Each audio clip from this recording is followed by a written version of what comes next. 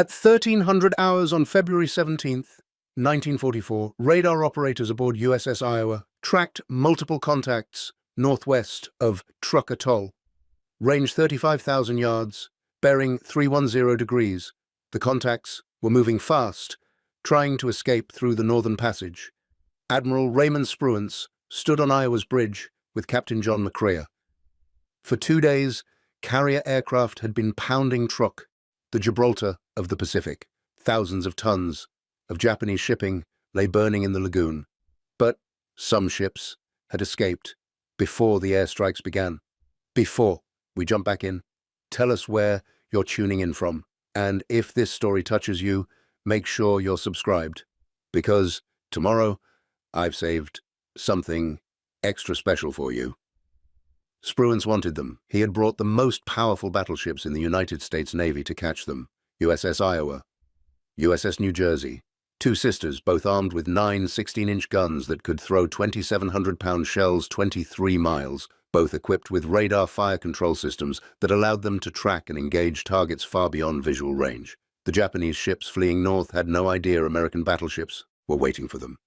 If you're enjoying this deep dive into the story, hit the subscribe button and let us know in the comments from where in the world you are watching from today. The story of what happened that afternoon off Truk has been told many ways. Some accounts claim one American Salvo destroyed 3 Japanese destroyers simultaneously at 18 miles in 90 seconds. The reality was both less dramatic and more complex. It was the only time Iowa-class battleships would fire their main guns at enemy warships during World War II. What actually happened reveals something more interesting than any exaggeration could capture.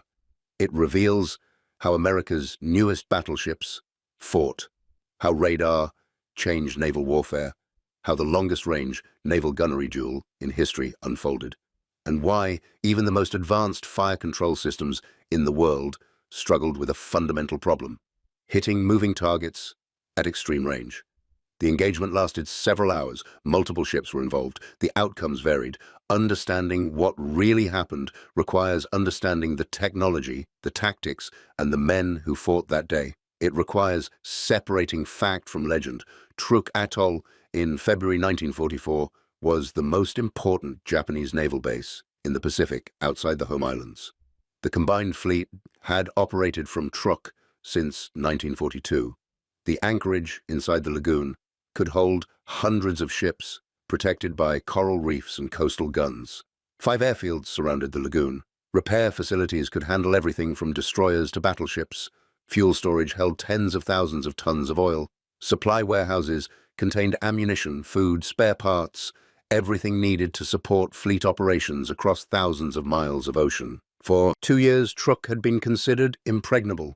American forces avoided it. Japanese commanders felt secure there. The lagoon was home. The anchorage was safe. Ships returned to Truk for rest, repair, and resupply. But by early 1944, American carrier forces had grown powerful enough to challenge Truk directly. Admiral Chester Nimitz ordered Vice Admiral Raymond Spruance to neutralize Truk while American forces invaded Eniwetok in the Marshall Islands. Task Force 58 departed Majuro on February 12th. 9 carriers, 6 battleships, 10 cruisers, 28 destroyers, over 500 aircraft. Japanese reconnaissance detected the American force approaching on February 16th. Admiral Minachi Koga, commanding the combined fleet, had already withdrawn most heavy units to Palau weeks earlier. He knew Truk was vulnerable, but dozens of merchant ships, auxiliary vessels, and smaller warships remained. The garrison numbered over 30,000 men, and some ships couldn't leave.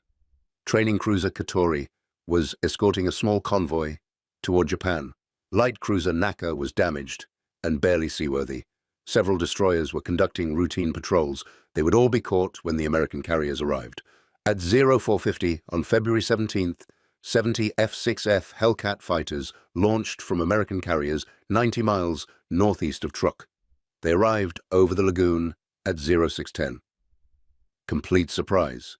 Japanese pilots were on shore leave. Radar on Truk couldn't detect low-flying aircraft. The Hellcats swept over the airfields, strafing parked planes. Within 30 minutes, over 40 Japanese aircraft burned on the ground.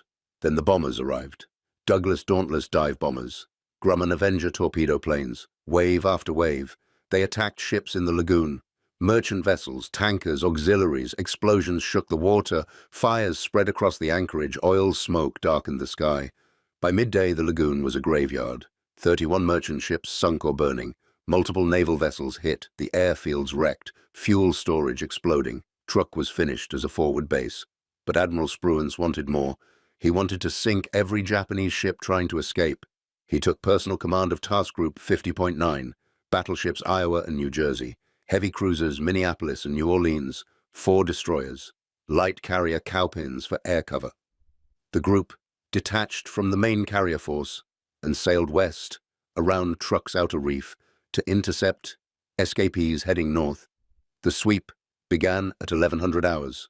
The battleships bombarded shore installations with their 5-inch secondary batteries, gun positions, supply dumps, harbor facilities. Then, at 1300 hours, radar detected surface contacts northwest of the atoll. Multiple ships, range approximately 35,000 yards. Spruance ordered the task group to pursue at 30 knots. The Japanese convoy that radar detected consisted of training cruiser Katori, auxiliary cruiser Akagi Maru, destroyers Maikaze and Nowaki, and minesweeping trawler Shonan Maru No. 15. They had departed Truk at 0430 that morning, heading for Yokosuka. Captain Tamakiyo Oda commanded Katori. He was 58 years old, an experienced officer. He knew the Americans were attacking Truk. He hoped to reach open water before carrier aircraft found him. But American aircraft found the convoy at 0530.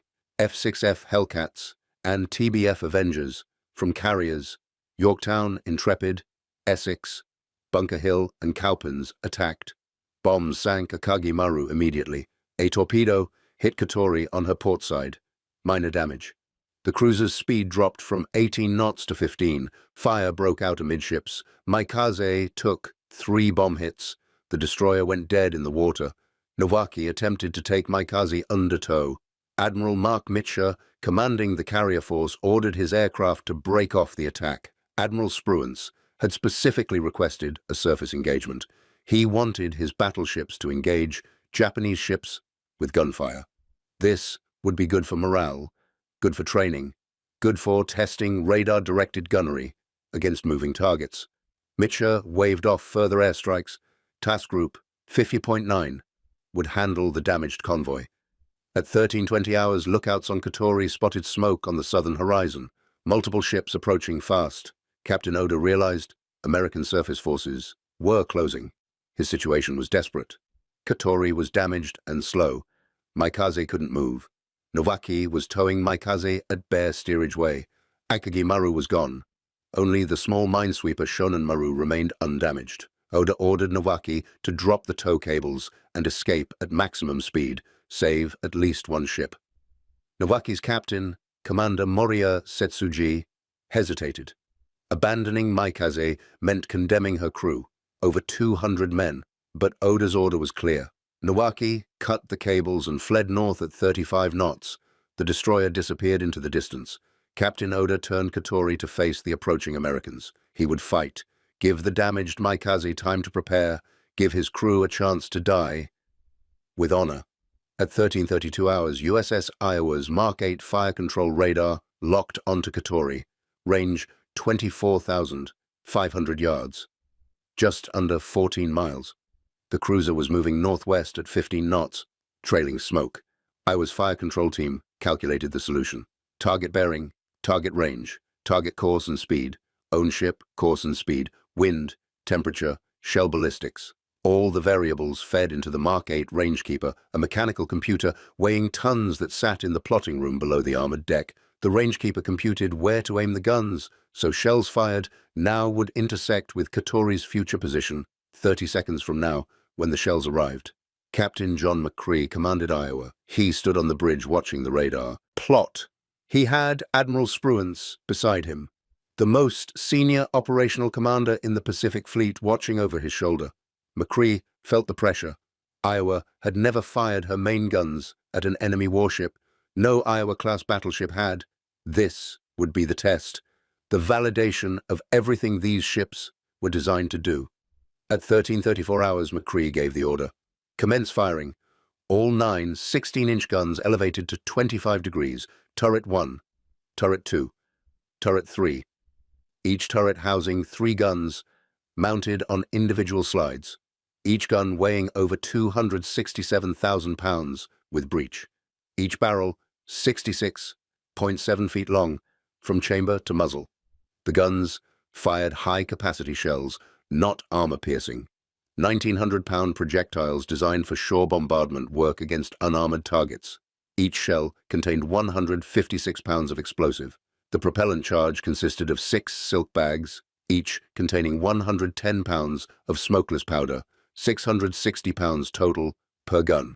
When the firing circuit closed, the propellant ignited simultaneously in all 9 guns. The blast was tremendous.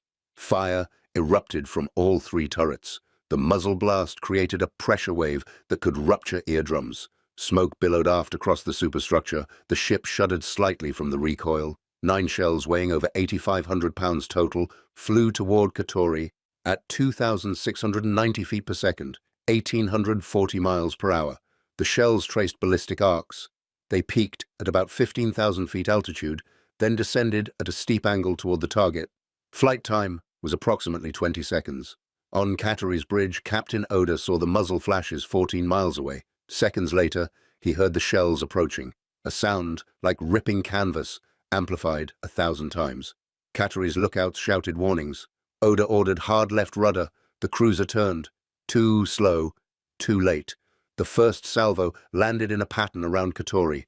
2 shells hit. 1 struck the cruiser's forward superstructure. The 1,900-pound shell penetrated thin plating and exploded inside. The blast destroyed fire control equipment and killed men in the forward observation stations. The second shell hit amidships near the waterline on the starboard side. It penetrated below the armor belt and exploded in a machinery space. Flooding began immediately. Katori's list increased to port. She was already damaged from the torpedo hit earlier. Now, the list grew worse. Oda ordered damage control parties to counterflood starboard compartments, but the flooding was too extensive. The pumps couldn't keep up. At 13:35 hours, Iowa fired her second salvo. All 9 guns again. The fire control solution had been updated based on radar tracking. Katori was turning left, slowing down. The rangekeeper compensated. This salvo was more accurate. 4 shells hit. 2 struck the forward section of the hull. The explosions tore large holes in the port side. Water poured in. Another shell hit the bridge area, killing most of the officers there. Captain Oda died instantly. The 4th shell penetrated the engine room. The explosion destroyed boilers and turbines. Katori's speed dropped to 5 knots. The cruiser was dying. Her list to port reached 18 degrees. Fires burned in multiple compartments. The forward section was flooding uncontrollably. Men abandoned their stations and moved aft. Some jumped overboard. At 13:37 hours, Iowa fired a 3rd salvo. But by now, Katori was clearly finished. The 3rd salvo missed. The shells landed beyond the sinking cruiser. Captain McCrae ordered ceasefire. No point wasting ammunition on a ship already going down. In 13 minutes, USS Iowa had fired 46 16-inch shells at Katori. At least 7 hit, probably more. The range varied from 24,500 yards, initially, to about 14,500 yards at closest approach. Iowa never closed within 10 miles. The entire engagement was conducted at ranges where visual spotting was barely possible. The gunnery was entirely radar-directed, no optical rangefinders, no visual observation of shell splashes, just radar tracking and mechanical computing. This was revolutionary. For centuries, naval gunnery had required seeing the target and seeing where your shells landed. Spotters watched the splashes and called corrections. The process took time. Multiple salvos walking onto target. With radar, Iowa fired calculated shots without visual feedback. The first salvo hit. That had never been possible before in naval warfare. But while Iowa was engaging Katori, the rest of Task Group 50.9 was dealing with the other Japanese ships. Heavy cruisers, Minneapolis and New Orleans, closed with the disabled destroyer Mikes. The destroyer was dead in the water, bomb damaged, abandoned by her sister. But Maikaze's crew refused to surrender. As the American cruisers approached, Maikaze launched torpedoes, a full spread, Type 93, long lance torpedoes. The best torpedoes in the world. 48 knots, 20-mile range, 1,000-pound warheads, invisible wakes. The torpedoes streaked toward New Jersey, which was also approaching. New Jersey's lookouts spotted the torpedo wakes just in time. Captain Carl Holden ordered emergency turn to port. The torpedoes passed just ahead of New Jersey's bow. One was close enough that men on the bridge saw it clearly. Admiral Spruance, watching from New Jersey's flag plot, made a dry comment. That would have been embarrassing. Preparing and narrating this story took us a lot of time, so if you are enjoying it, subscribe to our channel. It means a lot to us. Now, back to the story. The near miss showed how dangerous and credible Japanese ships remained. Maikaze couldn't move, couldn't maneuver, but her torpedoes nearly hit America's newest battleship.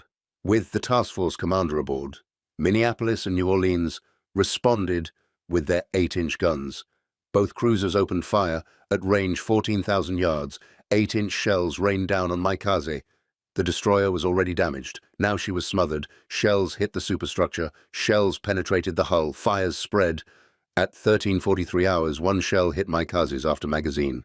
The magazine contained ammunition for the destroyer's 5-inch guns and anti-aircraft weapons. Tons of explosive. The magazine detonated. The explosion was enormous. It probably broke the destroyer's back. Maikaze rolled to starboard, still firing her remaining guns at the American cruisers. She sank within minutes. All hands lost. Over 240 men. Meanwhile, Destroyer Burns engaged the small minesweeper Shonan Maru No. 15. The trawler was armed with a single 3-inch gun.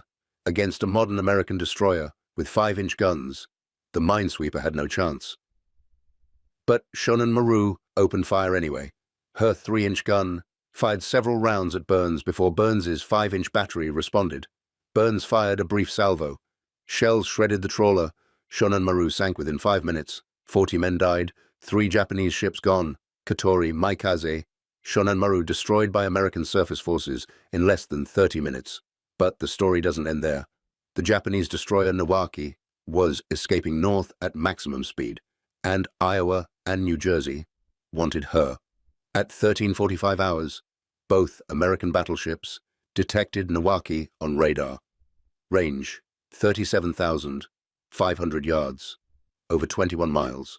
The destroyer was running at 35 knots, zigzagging. Commander Moriya Setsuji knew American ships were behind him. He was trying to open the range, use his speed advantage. Destroyers were faster than battleships, 35 knots versus 33 knots. If he could maintain that 2-knot advantage, he could gradually pull away. But Iowa and New Jersey had one advantage. Nawaki didn't. Radar fire control. The Mark 13 fire control radar could track targets at ranges up to 40,000 yards, over 22 miles. The battleships could engage Nawaki from distances where the destroyer couldn't even see them. Iowa opened fire first at 13:46 hours. Range, 37,500 yards. All 9 16-inch guns, but one gun in turret 3 was offline due to a mechanical problem. Only 8 guns fired. The Salvo streaked toward Nawaki through the afternoon sky. Flight time at that range was approximately 45 seconds.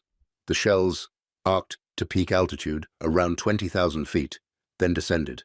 At that extreme range, the shell trajectories were nearly vertical. The shells fell almost straight down. Commander Moriya on Nawaki's bridge watched the southern horizon. He couldn't see the American battleships. They were over the visual horizon, but he could see smoke, and he knew what was coming. When the first salvo arrived, it straddled Nawaki. One shell landed 50 yards to port. Another landed 50 yards to starboard. At 37,500 yards, over 21 miles, Iowa had bracketed a destroyer on the first salvo. It was the longest range straddle in naval history. The feat was entirely due to radar. No human eye could have spotted Nawaki at that distance. No optical rangefinder could have measured the range. Only radar made it possible. But a straddle isn't a hit. The shells missed. Nawaki continued north at full speed. Iowa fired again at 13:48 hours. Range, 38,000 yards. 8 shells. This salvo fell behind Nowaki. The destroyer's course changes between the fire control solution and shell impact meant the shells arrived where Nowaki had been, not where she was. At that range, with 45-second flight times, predicting target movement was nearly impossible. Iowa fired a third salvo at 1350 hours. Range 38,500 yards. This salvo landed ahead of Nowaki, straddling again. One shell landed close enough that splinters hit the destroyer's hull. 3 men were wounded, but no direct hits. Iowa fired 2 more salvos at the ranges between 38,000 and 39,000 yards. All missed. Nowaki continued maneuvering radically. Hard turns, speed changes. The destroyer's captain was doing everything possible to throw off the American fire control solutions. USS New Jersey also engaged Nowaki. New Jersey opened fire at 1352 hours from range 37,000 yards, over 20 miles. New Jersey was Admiral Spruance's flagship. Captain Carl Holden commanded. Admiral Spruance watched from flag plot as New Jersey's 9 16-inch guns fired. The first salvo straddled. The second salvo fell short. The third salvo landed beyond. None hit. At 1400 hours, Admiral Spruance ordered ceasefire. The battleships had fired approximately 100 16-inch shells at Nowaki, total, between both ships. At ranges from 37,000 to 39,000 yards, not one shell hit. The longest range naval gunnery duel in history ended with the target escaping undamaged except for splinter damage from near misses. Nowaki disappeared into a rain squall and was lost on radar. Commander Moriya continued north. His ship reached Yokosuka on February 24th. He had survived. The engagement off Truk on February 17th, 1944, lasted several hours. 3 Japanese ships were sunk: Katori, Maikaze, Shonan Maru. 1 escaped: Nowaki. The American ships suffered no damage except for the close call when Maikaze's torpedoes nearly hit New Jersey. No American casualties. It was a complete tactical victory. But analyzing what happened reveals important lessons about naval gunnery, radar fire control, and the limits of technology. USS Iowa sank Katori at ranges between 14,500 and 24,500 yards. This was medium-range gunnery by battleship standards. Iowa fired 46 16-inch shells, at least 7 hit, possibly more. Hit rate approximately 15%. That was excellent for the first time Iowa had ever fired at an enemy warship. The radar fire control worked. The Mark 8 Rangekeeper computed accurate solutions. The Mark 13 fire control radar provided precise ranging. Iowa's first salvo hit on a moving target at over 14 miles. No ship in history had ever done that before without visual spotting. But the engagement with Nowaki told a different story. Iowa and New Jersey together fired approximately 100 16-inch shells at the escaping destroyer, at ranges from 37,000 to 39,000 yards, 21 to 22 miles, 0 hits, multiple straddles, near misses, but no direct hits. Why? The problem was projectile dispersion. At extreme range, shells don't land in a tight pattern. They spread out. The dispersion is caused by tiny variations in propellant, shell weight, wind, air density, barrel wear. At 14,000 yards, Iowa's 9-gun salvo might land in a pattern 200 feet wide. At 37,000 yards, that pattern expanded to over 1,000 feet wide. Maybe more. A destroyer is 300 feet long and 36 feet wide. Even if the fire control solution is perfect, even if you aim at exactly the right spot, the shells spread out so much that they can easily miss a destroyer-sized target. It's not a fire control problem. It's a physics problem. Naval architects had known about projectile dispersion for decades, but they hoped advanced fire control could compensate. It couldn't. Modern tests during the 1980s confirmed this. USS Iowa participated in live fire exercises against the decommissioned battleship Nevada. Nevada was used as a target. Iowa bombarded Nevada from long range for 5 days.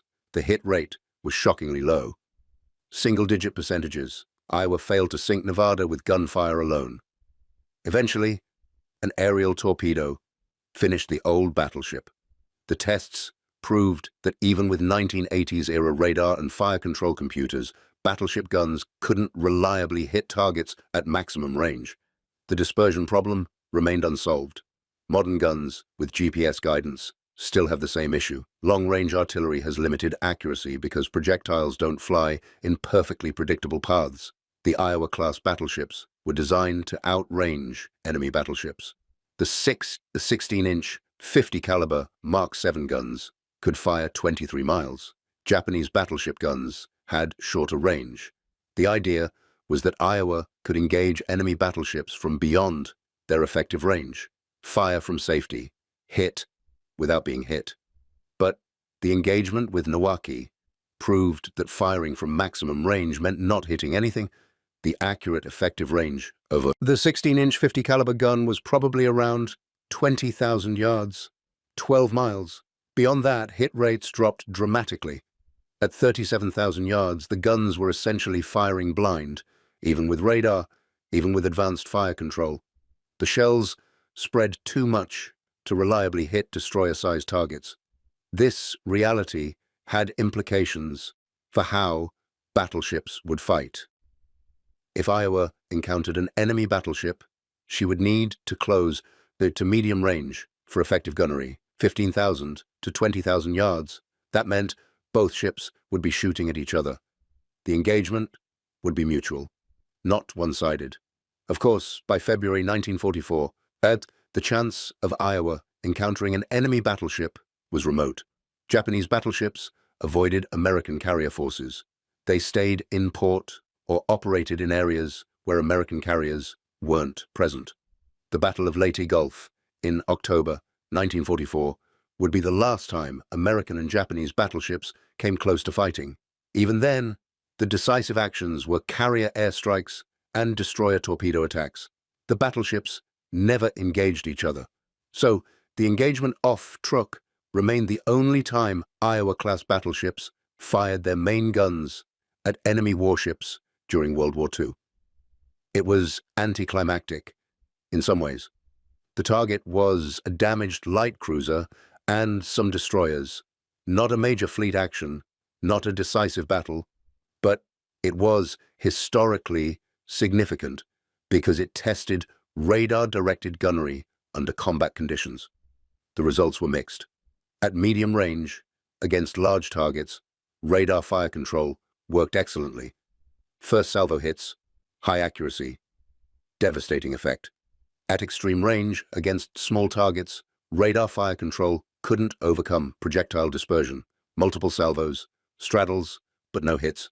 Target escaped. These lessons influenced American naval doctrine for the rest of the war. Battleships were valued as carrier escorts and shore bombardment platforms, not as ship killers. The era of battleship versus battleship combat was ending. Carriers and submarines dominated.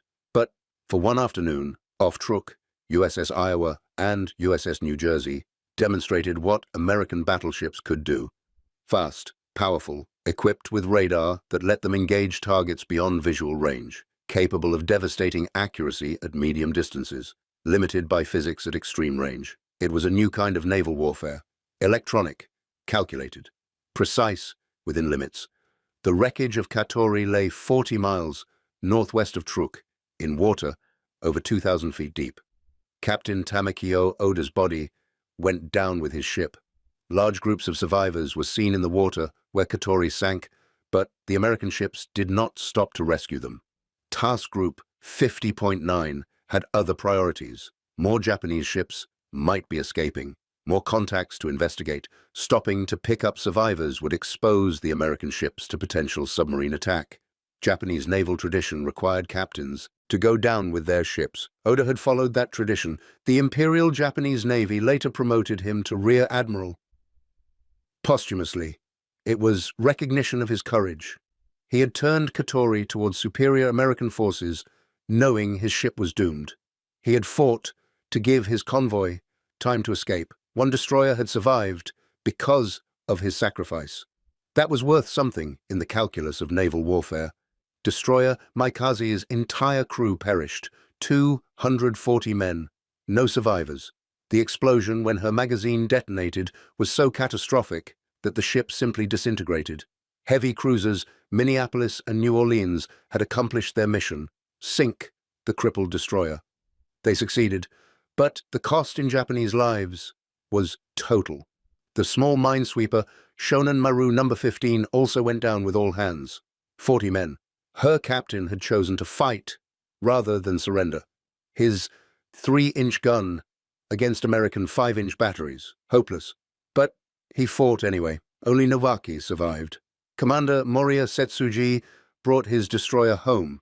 He had abandoned Maikaze under orders from Captain Oda. The decision haunted him. Some of Nowaki's crew reportedly wept when they cut the tow cables and fled north at full speed, leaving shipmates behind to die, violated every instinct Japanese sailors had. But Moriya followed orders. He saved his ship and his crew. Nowaki would fight again. She survived until October 1944, when American cruisers and destroyers finally sank her at the Battle of Leyte Gulf. The surface action off Truk on February 17th was a sideshow to the main event. The main event was the carrier airstrikes on Truk Lagoon. Operation Hailstone. 2 days of sustained attacks, February 17th and 18th. The results were devastating. 31 merchant ships sunk, over 200,000 tons of shipping destroyed, 10 naval vessels sunk, light cruisers, Katori and Naka, destroyers, Maikaze, Fumizuki, Oite, and Tachikaze, submarine chasers, auxiliary vessels, nearly 200 aircraft destroyed on the ground or in the air, 17,000 tons of fuel oil burned, warehouses and ammunition dumps demolished. Truk was finished as a forward operating base. The combined fleet never returned. Admiral Minechi Koga had withdrawn the major units to Palau in early February. He knew Truk was vulnerable. His decision saved the battleships and fleet carriers. But everything left behind was lost. The logistics infrastructure that supported Japanese naval operations across the Central Pacific was destroyed in 48 hours. American forces could now bypass Truk entirely. The island was neutralized without invasion. Over 27,000 Japanese troops remained on Truk, cut off and starving. They posed no threat. American forces simply sailed past them. The strategic impact was enormous. Operation Hailstone cleared the way for the invasion of the Mariana Islands in June 1944. Saipan, Tinian, Guam. These islands were within bombing range of Japan itself. B-29 superfortresses could reach Tokyo from Saipan. The capture of the Marianas brought the Japanese home islands under direct air attack. That was only possible because Truk had been neutralized. The island-hopping campaign continued westward without interference from Truk-based aircraft or ships. The destruction of shipping at Truk also contributed to Japan's growing logistics crisis. By early 1944, American submarines were strangling Japanese supply lines. Tankers couldn't reach the home islands with fuel from the Dutch East Indies. Merchant ships carrying food and raw materials were being sunk faster than Japan could replace them. Losing another 200,000 tons at Truk accelerated the collapse. The Japanese merchant fleet was dying. Without merchant shipping, the Japanese war economy couldn't function. Factories needed raw materials, cities needed food, the military needed fuel and ammunition. Everything moved by sea. When the merchant fleet died, Japan's ability to wage war died with it. Admiral Raymond Spruance understood this.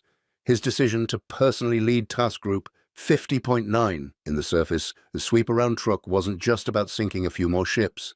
It was about demonstrating American dominance, showing that American battleships could operate with impunity in waters that had been Japanese-controlled for 3 years, proving that American technology, radar fire control, gave American ships decisive advantages over Japanese ships that still relied on optical rangefinders. Spruance was 57 years old in February 1944. He had commanded American forces at the Battle of Midway in June 1942. That victory turned the tide of the Pacific War. Spruance was methodical, careful, brilliant. He didn't take unnecessary risks, but he understood the value of surface action when the opportunity presented itself. Engaging Katori and her escorts was low risk, The Japanese ships were damaged and outnumbered. American carrier aircraft had already crippled them. Finishing them with surface gunfire was almost guaranteed to succeed. But Spruance wanted the surface action for specific reasons. First, morale. Battleship crews trained endlessly for surface combat. They wanted to fight. They wanted to test their ships and weapons against real targets. Giving them that opportunity was good for morale. Second, training. Real combat provided data that no training exercise could replicate. How accurate was radar-directed gunnery? How well did the fire control computers perform? What were the practical limits of long-range shooting? The engagement with Nowaki answered those questions definitively. Third, deterrence. Japanese commanders needed to understand that American battleships could track and engage targets at ranges where Japanese ships were blind. The psychological impact was important. Japanese destroyermen had dominated night surface combat for the first 2 years of the war. They were aggressive, skilled, confident, but radar changed everything. American ships could see Japanese ships on radar before Japanese lookouts could see American ships visually. That reversed the tactical advantage. The engagement off Truk demonstrated that reversal clearly. Admiral Spruance watched the entire action from USS New Jersey's flag plot. He observed how Iowa tracked and destroyed Katori. He saw how both battleships engaged Nowaki at extreme range. He noted the hit rates. He understood the implications. Battleships could dominate at medium range with radar fire control, but at extreme range, projectile dispersion, limited effectiveness, regardless of how good the fire control was. These observations influenced his tactical decisions for the rest of the war. The technology that made the engagement possible was cutting edge in 1944. The Mark 8 fire control system on Iowa-class battleships was the most advanced naval gunnery system in the world. Understanding how it worked reveals why American battleships had such overwhelming advantages over Japanese ships. The system consisted of multiple components working together. The Mark 13 fire control radar provided target ranging. The Mark 3 radar provided backup ranging and could also track aircraft. The Mark 38 gun directors housed the optical rangefinders and radar antennas. 2 directors per ship, 1 forward, 1 aft. Both could control the main battery independently. The Mark 8 Rangekeeper was the heart of the system. This mechanical analog computer was installed in the plotting room below the armored deck. The Rangekeeper was enormous, 12 feet long, 6 feet wide, 7 feet tall. It weighed several tons. The machine was built from gears, cams, servo motors, and mechanical calculators. It looked like something from a Victorian engineer's nightmare. But it worked. The Rangekeeper accepted inputs from multiple sources: target bearing from the gun director, target range from the fire control radar, target course and speed from the radar plot, own ship course and speed from the navigation systems, wind speed and direction from meteorological instruments, air temperature and barometric pressure. The Rangekeeper processed all these inputs continuously. It calculated where the target would be when the shells arrived.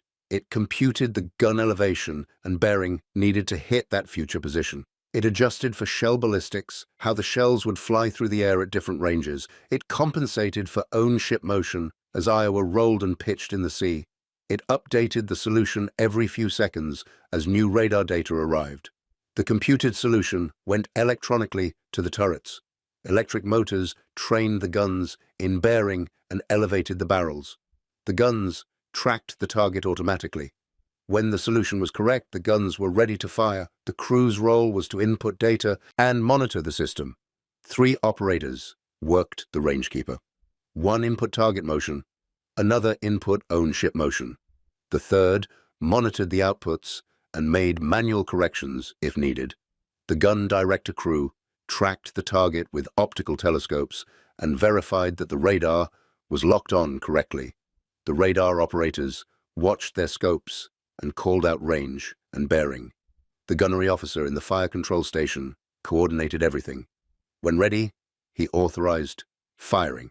The entire process, from target detection to firing, took seconds once the target was locked on radar. Compare this to optical fire control. Optical fire control required human rangefinder operators to measure distance by aligning images in a split-lens rangefinder. The measurement was affected by visibility, operator skill, ship motion, and atmospheric conditions. Accuracy was typically 1% of range at best. At 20,000 yards, the error could be 200 yards. In darkness or poor visibility, optical rangefinders were nearly useless. Computing a firing solution from optical data took minutes. Multiple salvos were needed to walk onto target. Spotters watched where shells landed and called corrections. More salvos, more corrections. Eventually, shells started hitting. The radar-based system eliminated most of those problems. Radar measured range to within 50 yards, regardless of visibility. Darkness didn't matter. Smoke didn't matter. The rangekeeper computed solutions in seconds. First salvo hits became possible. This was revolutionary. No Navy in history had been able to hit targets on the first salvo consistently. The Japanese certainly couldn't. Japanese battleships and cruisers had optical fire control equipment that was excellent by pre-radar standards. Japanese rangefinders were well made. Japanese optical instruments were high quality. Japanese fire control officers were well trained. But they didn't have radar. They couldn't measure range accurately at night. They couldn't track targets through smoke or rain. They couldn't compute solutions as quickly as the American rangekeeper.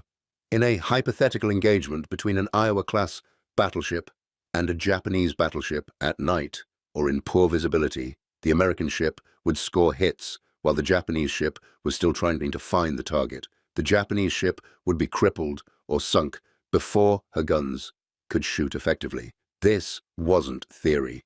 It had happened at Guadalcanal in November 1942 when USS Washington used radar to destroy the Japanese battleship Kirishima at night. Washington fired radar-directed salvos in complete darkness. Kirishima couldn't see Washington and couldn't return effective fire. Washington pounded Kirishima into a wreck in 7 minutes. That battle proved radar's value. The engagement off Truk confirmed it. But the Milwaukee chase revealed radar's limits. The Mark 8 rangekeeper could compute perfect solutions. The Mark 13 radar could track targets accurately. But at 37,000 yards, the shells spread out too much to hit consistently. This wasn't a fire control problem. The fire control was working correctly. It was a ballistics problem. 16-inch shells weighing 2,700 pounds traveled over 20 miles through the atmosphere. During that flight, tiny variations accumulated. Each shell was slightly different. Microscopic variations in propellant composition meant each charge burned slightly differently. Microscopic variations in shell weight and balance meant each shell flew slightly differently. Wind affected each shell's path. Air density varied with altitude and temperature. All these tiny differences added up over 20 miles of flight. The result was dispersion. 9 shells fired simultaneously at the same target landed in a pattern hundreds of feet wide. At extreme range, over 1,000 feet wide. A destroyer was 300 feet long. Most of the shells would miss even if the fire control solution was perfect. Accuracy required closing the range. At 15,000 yards, dispersion was manageable. The 9-shell pattern might be 300 feet wide. A battleship-sized target would be hit by multiple shells. But at 37,000 yards, even a perfect fire control solution couldn't guarantee the hits. This fundamental limitation applied to all naval guns regardless of fire control sophistication. Even modern naval guns with GPS-guided shells have limited accuracy at maximum range. The Iowa-class Mark 7 gun's maximum range was 42,000 yards with reduced charges, over 24 miles. But accurate effective range was probably half that. Maybe 20,000 yards. Beyond that, hitting specific targets became a matter of luck more than skill. Naval architects in the 1930s didn't fully understand this when they designed the Iowa class. They hoped advanced fire control could compensate for dispersion. It couldn't. The post-war tests against USS Nevada proved it. Iowa bombarded Nevada from long range for days with minimal success. The hit rate was so low that gunfire alone couldn't sink the old battleship. Eventually, an aerial torpedo finished Nevada. Those tests embarrassed the battleship advocates. They had claimed the Iowa class could engage enemy ships from beyond enemy gun range and destroy them with radar-directed fire. The reality was that firing from maximum range meant not hitting anything. Up next, you've got two more standout stories right on your screen. If this one hit the mark, you won't want to pass these up. Just click and check them out. And don't forget to subscribe and turn on the notification bell so you don't miss any upload from us.